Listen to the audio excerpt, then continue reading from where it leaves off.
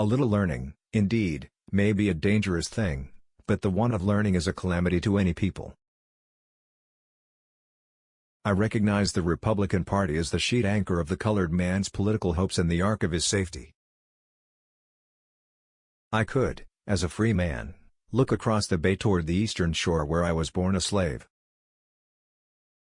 Fugitive slaves were rare then, and as a fugitive slave lecturer, I had the advantage of being the first one out.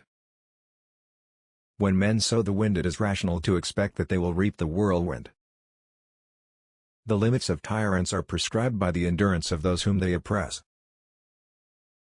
I am a Republican, a black, dyed-in-the-wool Republican, and I never intend to belong to any other party than the party of freedom and progress.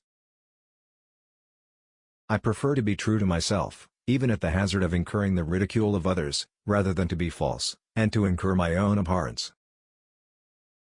Those who profess to favor freedom, and yet depreciate agitation, are men who want crops without plowing up the ground.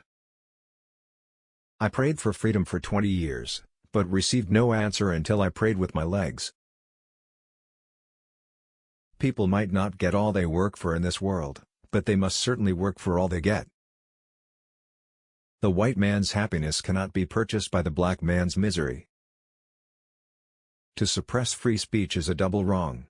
It violates the rights of the hearer as well as those of the speaker. It is not light that we need, but fire. It is not the gentle shower, but thunder. We need the storm, the whirlwind, and the earthquake. No man can put a chain about the ankle of his fellow man without at last finding the other end fastened about his own neck.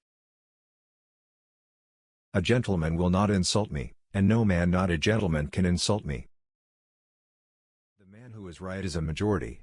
He who has God and conscience on his side, has a majority against the universe.